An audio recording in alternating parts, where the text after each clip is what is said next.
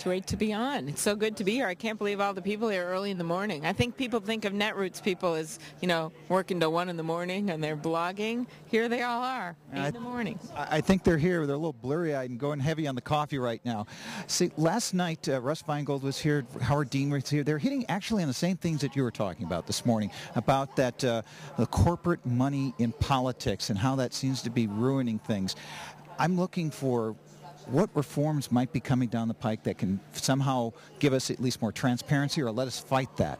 Well, we have tried very hard, and every single Democrat in the Senate actually voted for that transparency. Because here's how it works. When I raise money, even someone that gives me $200, I write their name down. It's reported. Everyone can see where the money came from. You may like some people, don't like some people, but it's all out there. With Citizens United, someone can come into your state, as what's happened to Russ Feingold, put in millions of dollars, and no one ever knows who they are.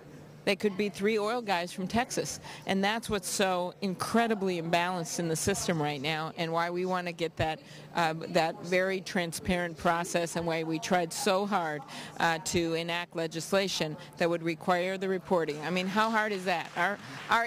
Our whole election and democracy, our election system, is built on that kind of transparency, because once you lose that transparency, you lose accountability.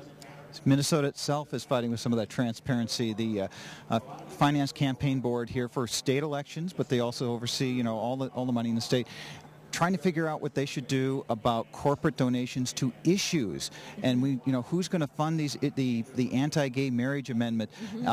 What do you think about requiring corporations to file that and tell people what they're spending? Well, I just think the more transparency, the better. I was pleased that our state system, where when someone puts money in against a candidate, that has to be reported, that was actually upheld by a federal judge. I know it's now on its way to the U.S. Supreme Court, but that was upheld by Judge Donovan Frank in Minnesota. I think that was really important. It was a national case when that happened, because at least the state should be able to require it, and now we have to get that done on a federal basis.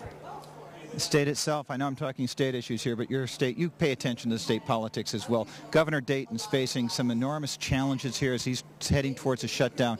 Do you have any advice, any thoughts on what he should be doing? He's proposed a shutdown plan. He's negotiating with the Republicans. They don't seem to want to give. What should he be doing? Well, I think he just has to stand tall, as he's been doing.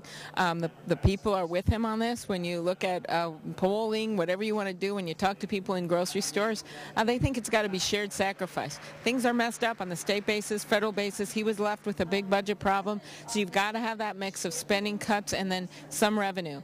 In the federal basis, I just use this example as we look at reducing our debt, which I truly believe we need to do. Yes, Secretary Gates has found $78 billion in defense spending cuts. That's really important.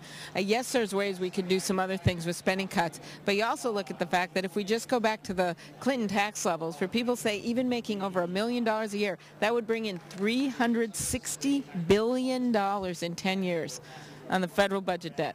I mean, think about that money. So that's why we have to look at both ends. Shared sacrifice. When I go around our state and talk to people, they say, we want shared sacrifice. We'd like a bipartisan deal. We want people to work together.